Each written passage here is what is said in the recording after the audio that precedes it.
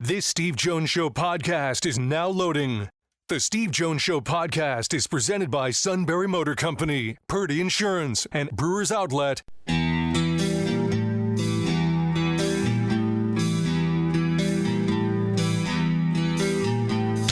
Bringing you an in-depth look at Penn State sports and more. This is the Steve Jones Show on News Radio 1070 WKOK. The Steve Jones Show is presented by Sunbury Motor Company, Purdy Insurance, and Brewers Outlet. Now from the Sunbury Motors studio, here's Steve Jones. All right, so Sunbury Motors, 4th Street in Sunbury, Sunbury Motors Kia, routes 11 and 15 in Hummel's Wharf, and online at sunburymotors.com. Ford, Kia, Hyundai, the best in new inventory. Every single time I get into my Sunbury Motors Ford, it is a tremendous experience. Great purchase. Because I had a great buying experience, you'll get the same. Great safety features, great warranties, and also if the budget is screaming at you saying, hey, come on, I'd love to do brand new, but I gotta go out and I've gotta get maybe pre-owned because of the budget. That's fine. Hey, I understand that completely. Well, go to the place with the Sunbury Motors guarantee. They go over every one of them, which is big, and that eases the buying experience. It is all at Sunbury Motors, 4th Street in Sunbury. Sunbury Motors Kia, routes 11 and 15, Hummel's Wharf, and online at sunburymotors.com. Well, we tried to give everybody an indication of what was going to go on yesterday. How did we do? I'd say you did pretty well. Yeah, I say he was going to go to the Clippers at 30. That's pretty well, don't you think? Yeah. I think it's pretty good. The heck? Hey. Guaranteed first-round contract is always good. 3 years, $6.5 million option for a fourth. I mean, it's exactly what you hope, what I hoped he would get. Okay, exactly what I hoped he would get. But he went really where I thought he was going to go, as you know. I said 30 to the Clippers. I gave reasons why. That's why, because fit was important. They needed a backup center. All right? When we were in Los Angeles, they were curious. How about that? And they followed through and drafted him. And it really, look, this is what he's going to bring to the table. All right, so let's start with this. I'll do pro and con with him. Number one, the pros are easy, so I'll start with the cons. He's going to have to learn to be a better defender and how to take angles and drop coverage. Okay? He's just going to have to do that. That's simple analysis of what he has to do, but, I watch enough of him, and I can tell you angles and his footwork and drop coverage, he'll have to be better at. Okay. Now the pros, and there are a lot of them. First of all, 6'11", 7 feet tall, with that kind of footwork, athleticism, quicks, really, really impressive. I mean, beyond words impressive. Number two, this guy in the pick and roll, superior. He is a terrific rim runner. His finishing ability is outstanding. Now, an area where I think he's much better than people realize is his face-up shooting. It's much better than people realize for the simple reason, okay? Here's the simple reason. He took 11 threes last year, and he hit one. So the assumption is going to be he's not good at shooting the outside shot or the face-up shot. No. Right? He only took 11. The idea that Joe Crispin had, should he have come back to Penn State, was that he was going to shoot, he was hoping maybe 3 threes a game. You know, and the idea, if you make one, which is the Joel Embiid number, right? I mean, Embiid only averages 3 threes a game in terms of attempts and makes about 1 a game. That's fine. That's enough to take a defense, go, whoa, got to come outside. Joe wanted him to do that. So if he was going to take 3 a game, he'd have shot maybe 90 this year. All right? Right in that neighborhood. And he's capable of doing it. And the difference is, and I realized that the difference is, you're like, well, he was 1 of 11 and 3. Absolute fact. Any fan that says that to me is absolutely right. But the difference is I've seen him take hundreds of those shots and not 11. And he has a much better outside shooting touch than you realize. You read his scouting report on The Athletic and something else, and that is their big concern with him. So if that's, because he did not shoot well at the NBA Chicago Combine either. No, as I took everybody through all of it. Yeah. I said the NBA pre-draft camp down in Miami, he did really well and shot the ball really well. And I'll retell the story. I told Pat Flannery at one of the workouts, I said, I'll be honest with you. I said he probably did enough down there to get himself to the NBA G League Elite Camp. I said, probably not the Combine, but the G League Elite Camp. I said, then after that, we'll see if he gets to the Combine. He goes, yeah, okay, yeah. And when he got to the G League Elite invite, which after Miami, I expected him to get. And I told everybody in the show I expected him to get it. So now this is not like if you're a constant listener of the show, this is all old news to you. But each step of the way, Todd and I were trying to keep you ahead of the game and informed about what was going on with him. All right? Just so everybody knows. I mean, that's our job to do. And when I saw the rosters for the G League Elite Camp, there were 44 there, so 4 teams. I looked at the other 3 centers.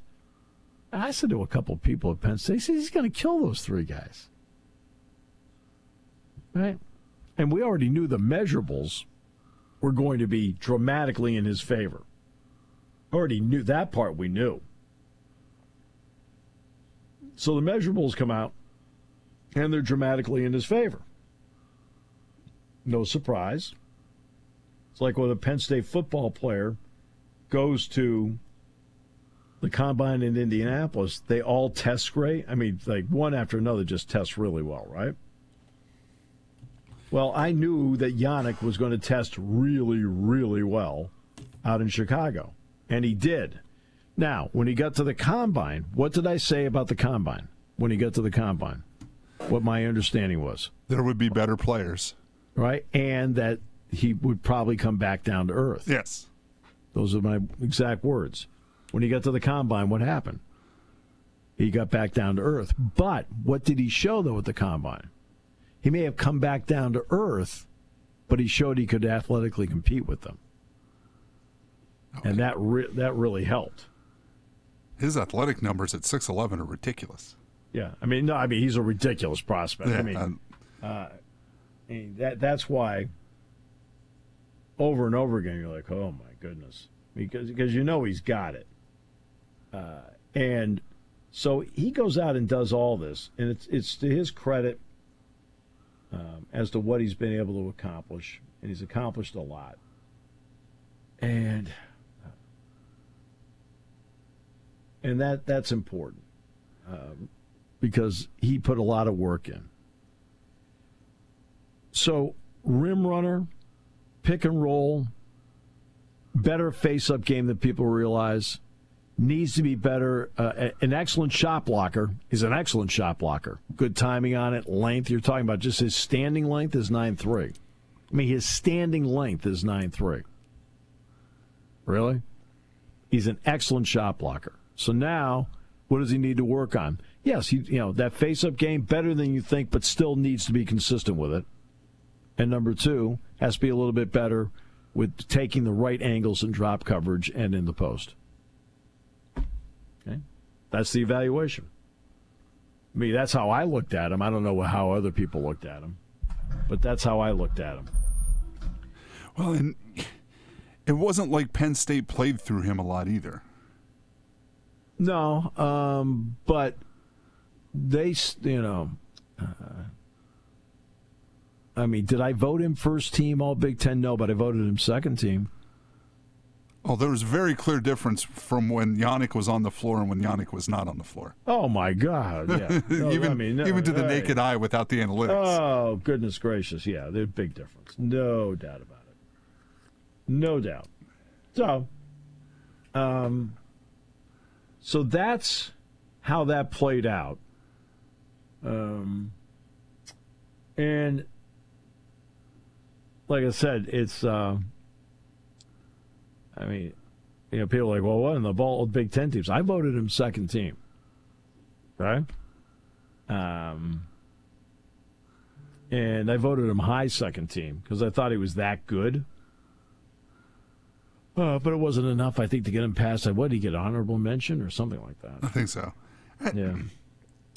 I think when it comes to that stuff, and especially, after the middle of last season, I still think there's kind of a stigma attached to Penn State men's basketball. I mean, go back to last summer, when we thought they were going to be much better than they ended up being, and everybody picked them dead last. I just think that's, Oh, I know. Look, I understand. Yeah. Look, I've lived it. This will be my 44th season, all right? Any fan will go, I'm a long-suffering fan. I've been to way more games than any of you.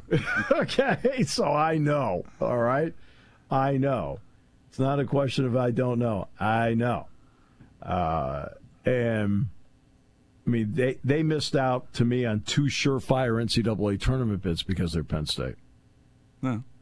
I mean, 2018 and 2009, they were absolutely NCAA tournament teams, and neither one got in because they were Penn State.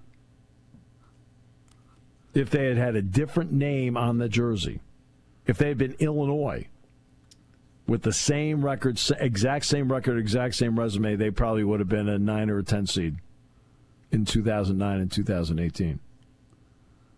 In 9, they and San Diego State were the last two teams out of the tournament. I got that from CM Newton. Pretty good source. Okay? And then in 18, I don't know how far out they were. That part I don't know. 9 I do know. But both those teams were NCAA tournament teams, in my opinion, and didn't get in because of the label of Penn State.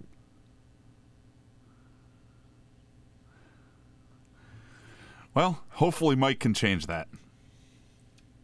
Yeah, let's talk about now Mike, the Mike part of it. Okay. All right.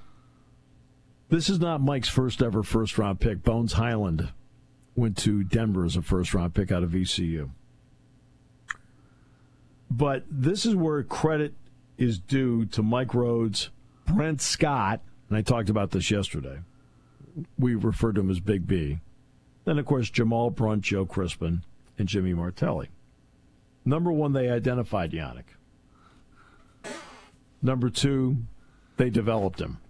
Now, Yanic's hard work and attitude, tremendous in that development. But it's not just that. You have to, again, be able to go beyond the surface of this and understand why I'm saying this. When you combine the development of Qudus Wahab and Yanic Konan Niederhauser, now it tells you what kind of consistent coaching staff you have with big men. I did a few Q games, both at Maryland and at Georgetown. Maryland and Georgetown. And he was a good player, okay, not a great player. And remember, at Georgetown, his coach twice on two different occasions was Patrick Ewing. When he came to Penn State, which would have been 2 years ago, I'm watching him in the summer workouts, and I don't just go to one or two. I go to, like, I'd say 80% of them.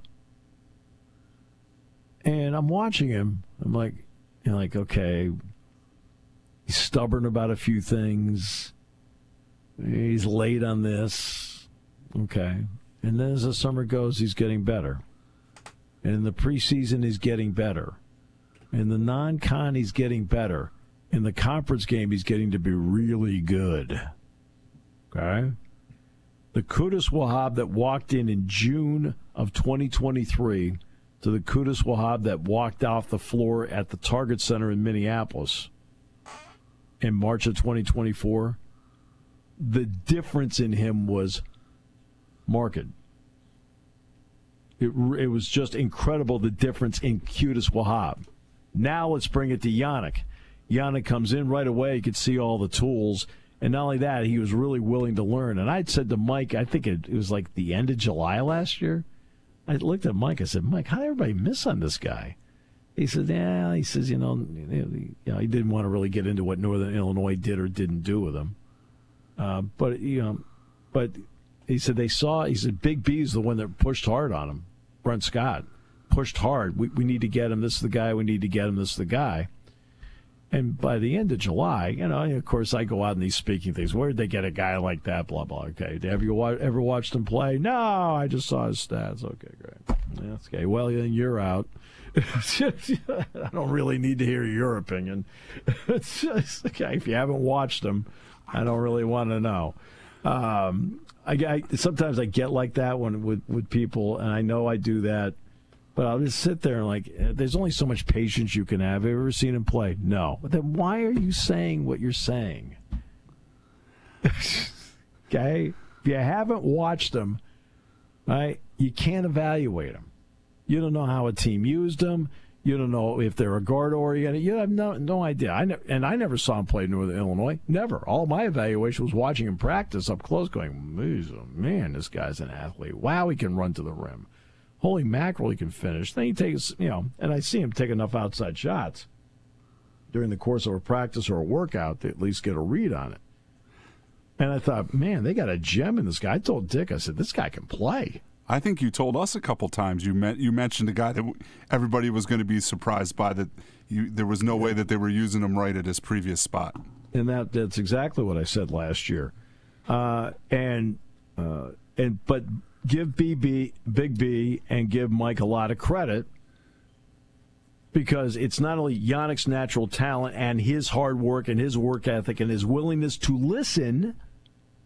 You have to be able to listen in combination with their ability to develop both Qudus Wahab. See, it's the Wahab part now is the part that people have to start thinking about. Wait a minute. He made great improvement too, didn't he? Wahab and Yanic in back-to-back years were exponentially better players when they left in March than when they started in June.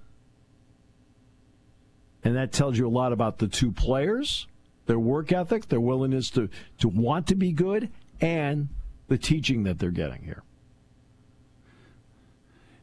If you're the Northern Illinois AD, and not even to be mean, don't you kind of have to go to your men's basketball coach and say, what was your evaluation? Why did you miss? And where can we improve on that? I don't know, because the Northern Illinois AD has been involved in discussions to get them to the Mountain West. Well, he's not a geography professor. Well, I know. So he's been more immersed in that than he has been in what they're doing, because they're going to get out of the MAC. So I don't know. If I were them, I wouldn't post these that they got him on the path to being a first-round pick because they didn't. But Penn State did, and for Penn State, it's their first ever first-round pick. And we're going to talk to Jon Sauber about all this, plus the 32nd game, which for whatever reason I've seen nothing locally written about this. It helps every sport to get a 32nd game in basketball. Anytime that you're a profit-making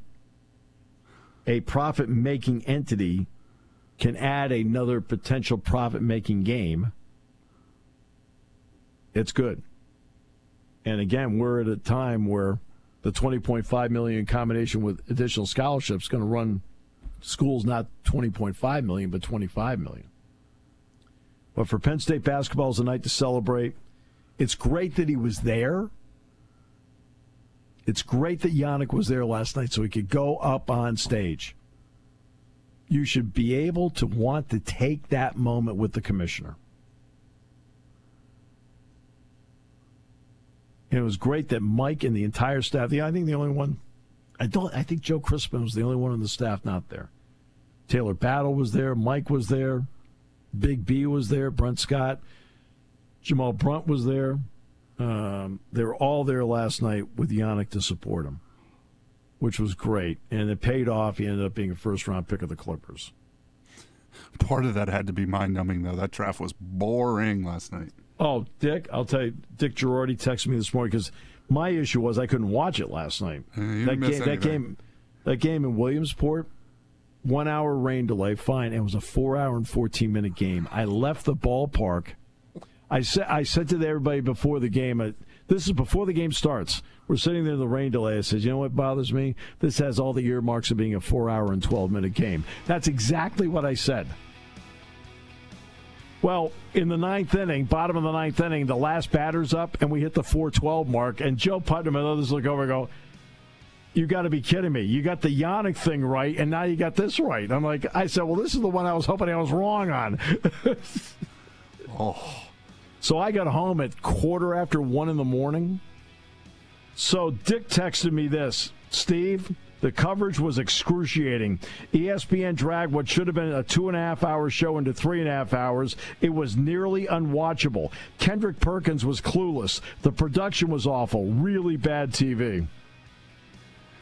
I had fun because we watched it mostly on mute, just watching Bob Myers' face while Stephen A. Smith was just rambling on. Sure, that's a daily occurrence. Well, it's true. All right, Jon Sauber's next. We're going to break this all down with him. Party time, game time, or just fun time. Doesn't matter what time it is because it's Brewers Outlet time. The beverage supermarket has the area's largest beer selection. Imports, microbrews, ciders, and domestics. Pick from over 100 ice-cold 12-packs and dozens of 24-ounce singles. Soda, snacks, hot sauces, fresh roasted peanuts. Make it one-stop party shopping, and don't forget the pickle bar. So whatever you're celebrating or just doing it up, Brewers Outlet, Reagan Street, Sunbury wants to see you, and thank you for your years of patronage.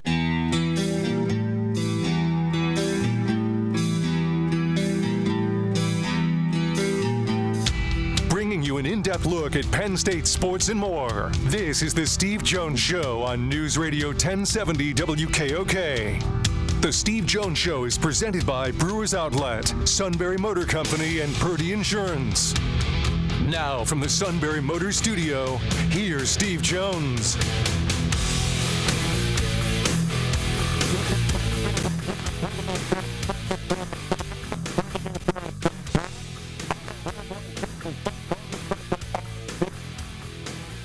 Products.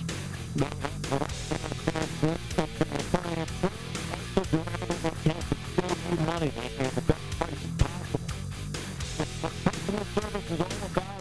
Insurance, Market Street in Sunbury. Go to purdyinsurance.com. It's always a pleasure to be joined by the outstanding Jon Sauber from the Sunday Daily Times. John, welcome back. Great to have you with us on the show today. Thanks for having me on, Steve. Always appreciate it. Well, here we are for Penn State basketball, a slice of history, their first ever first-round pick in the modern era. What does it mean for Penn State to have its name not only out there in the NBA draft, but also to see Yanic go in the first round to the Clippers? Yeah, I think it's obviously really good exposure, and you talk to people around the program, they were all very excited for this possibility, and once it became a real possibility, they started doing, not that they didn't before, but they continued doing everything they could to make this dream come true for Yanic, because he talked about wanting to be drafted, especially in the first round. And it just helps, like you said, with that exposure, and it puts Penn State out there a little bit more. Obviously, not having Yanic next year is going to hurt, but this could add some value in the long run. Yeah, what does this say about between Qudus Wahab and Yanic Konan Niederhauser about the ability to develop big men at Penn State, because the two of them back-to-back give them a track record? Yeah, especially, you look at Wahab. Obviously, Yanic will get a lot of the shine because he went in the first round and everything, but the strides Wahab took in his year at Penn State, I think, were notable, right? And the fact that he was as important as he was, I think, was a testament to the coaching staff, but specifically to Brent Scott. And to your initial question, I think it says that Brent Scott is one of the best big man coaches in the country. He's proven that now with two guys. The first one, very different style from Yanic. He developed Wahab as more of a force offensively. Passing was an issue at times there, but outside of that, they really helped Wahab take some strides. And with Yanic, you're looking at someone who was at Northern Illinois, who was criminally underutilized at Northern Illinois, gets to Penn State and blossoms. And frankly, I think what he would have done this coming season would have been a sight to behold, right? Like he was going to be a focal point of this offense. He was going to have stuff run through him more, and you would have seen some of the skill that I think a lot of us know that he has at his disposal. I think Yanic is a better passer than people realize, and Penn State had really started to tap into some of that stuff, and he was ready to take an even larger step that I think now the Clippers will benefit from because he had that year under Brent Scott. Yeah, because that's one thing Joe Christman said to me once. He said to me several times, he has the passing ability that you can actually run the offense through him at times. And that's something for a big man is invaluable.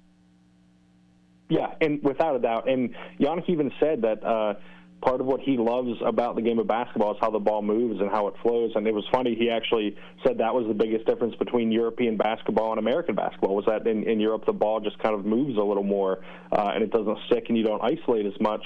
And he, was, I think, looking forward to getting to do that some more had he come back to Penn State. But, yeah, the fact that they would have been able to do that, I think, is a testament to his upside.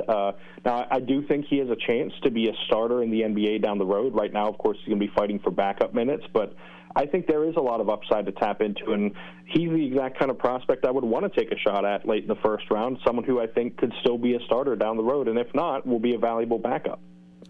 Well, let's start about the gamble on yourself. And he gave himself the backup because if it didn't work out, he was going to go back to Penn State. So he gave himself the backup plan. But he bet on himself.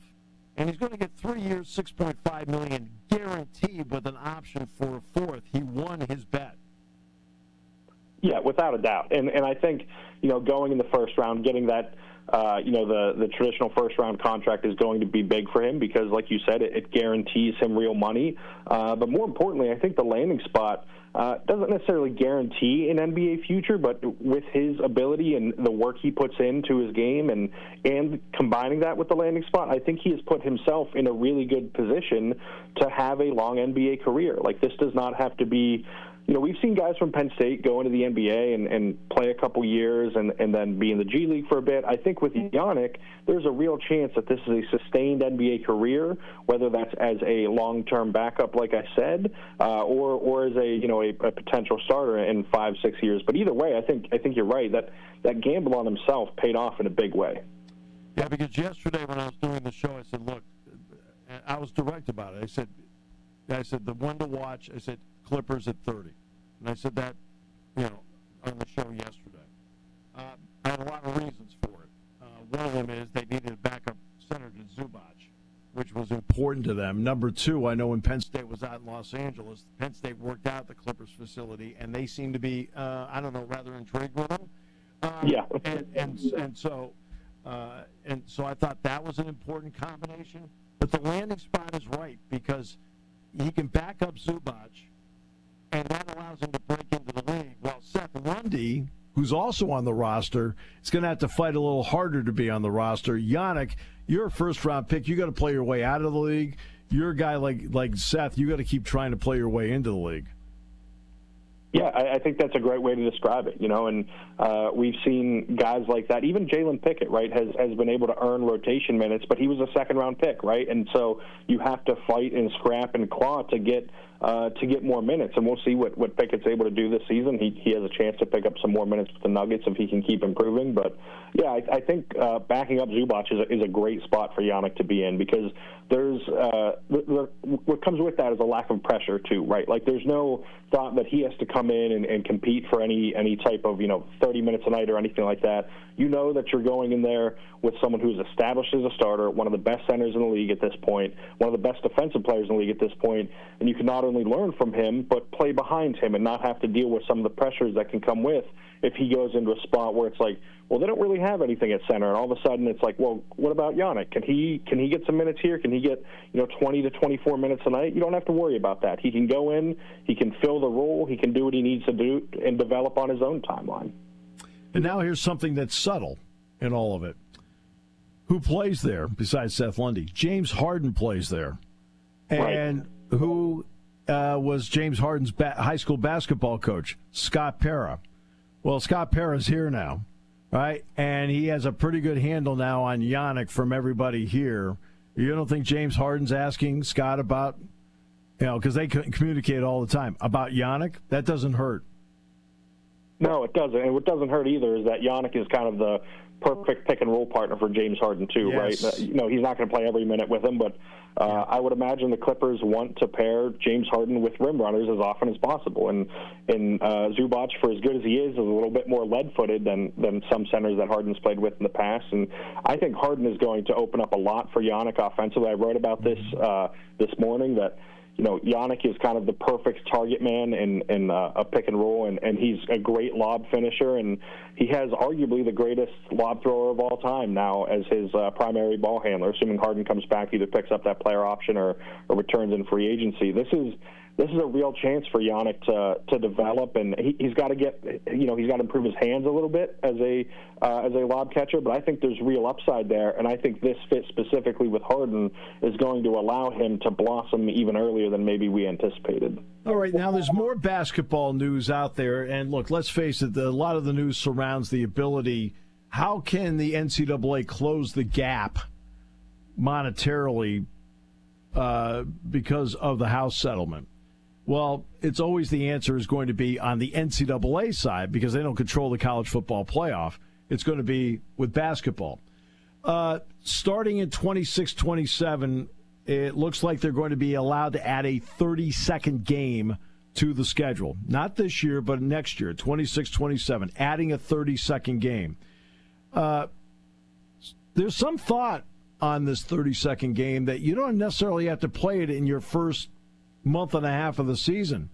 If you want to play a non-con game during one of your bye times in the Big Ten, maybe insert it in the middle of the conference. How do you feel about that kind of scheduling and getting a 30-second game in there? Yeah, I think the schedule expansion is maybe not inevitable, but it seems to be happening across a lot of sports, so it's not all that surprising. I really like the idea of putting a game in the middle of conference play, and I don't even know that it has to be a walkover game, right? Like, I don't know if you need to go find a team that's 300th in Ken Palm and play them in January or February during your bye. I think that would be a really good chance for a team like Penn State to go find another Power 4 program or a mid-major program at the very least to keep yourself kind of fresh in conference play, because we've seen it seems like they have the worst timed bye weeks, like either end of the season where it's not as relevant or in the middle of stretches where they're playing well, and that's more coincidental on that end. But yeah, I think being able to consistently play is more beneficial, especially we're talking about 18 to 23-year-olds, not necessarily someone who's 30, 31 and needs that break as much. I think keeping keeping the play going and keeping fresh is almost better from that standpoint at that age. So I wouldn't mind if Penn State added an ACC opponent or a Big East opponent in the middle of January or February, just to make sure that you're still rolling and you're still feeling good, when conference play comes back after that bye. Right. Now the ACC is going to go back to 18 games. The Big 12 is going to be at 18, SEC at 18. I think this allows the Big 10 to stay at 20 conference games because now they have the flexibility with the 12th game. Yeah, no, I'm with you. I think this kind of lets the Big 10 stay where they want to be with those 20 games, and you don't have to worry as much about scheduling issues. I'll give you a quick story about this. 2001, Penn State makes the Sweet 16.